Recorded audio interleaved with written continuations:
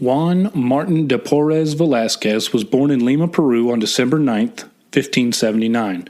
He was the illegitimate son of a Spanish nobleman named Don Juan de Porres and Ana Velazquez, a freed slave of African Native American descent. Juana de Porres, Martin's only sibling, was born shortly after 2 years later in 1581.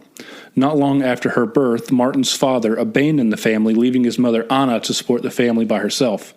She did her best to provide for them, but eventually she could no longer support Martin and his sister, so she apprenticed Martin to a barber surgeon to learn the medical trade. Martin learned how to cut hair, draw blood, care for wounds, and prepare and administer medicines. But he also began spending lots of time at night in prayer, a practice which increased as he grew older. As his faith grew, so did his desire to enter the religious life. After a few years in this medical apostolate, Martin changed course and applied to the Dominicans to be a donato.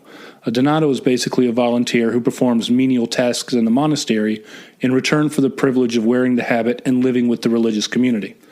And this was the only route available for Martin because at that time, Peruvian law prevented descendants of Africans and Native Americans from becoming full members of religious orders.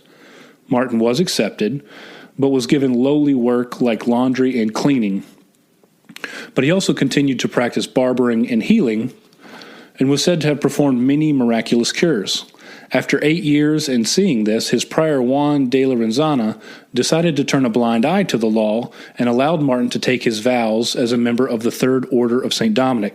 Sadly, not all of his brothers were fond of the decision, and Martin faced ridicule and was mocked frequently by fellow priests for being a bastard and descending from slaves.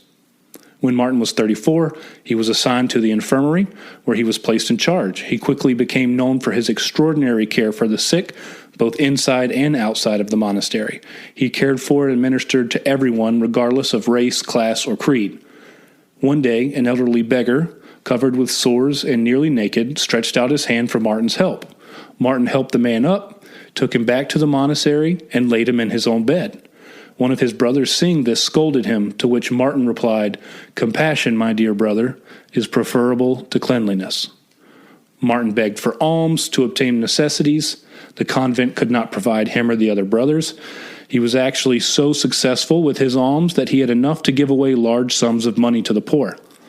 Many miracles were attributed to Martin. When an epidemic struck Lima, 60 of Martin's brothers fell sick and were quarantined in a distant and locked section of the convent. Martin ignored orders to stay away and was said to have been seen passing right through the locked doors to care for the men on the other side, a phenomenon which was reported by multiple people. Side by side with his daily work in the kitchen, laundry, and infirmary, Martin possessed extraordinary gifts. Ecstasies that lifted him into the air, light filling the room where he prayed, bilocation, miraculous knowledge, instantaneous cures, and a remarkable rapport with animals. Martin was a friend of both St. Juan Macias, a fellow Dominican lay brother, and St. Rose of Lima, a lay Dominican. By the time he died, on November 3rd, 1639, Martin had won the affection and respect of many of his fellow Dominicans, as well as a host of people outside the monastery. Word of his miracles had made him known as a saint throughout the area. As his body was displayed to allow the people of the city to pay their respects, each person snipped a tiny piece of his habit and kept it as a relic. The miracles and graces received when he was invoked were so many that his body was exhumed 25 years later and was said to be found intact and exhaling a fine fragrance. Letters to Rome pleaded for his beatification.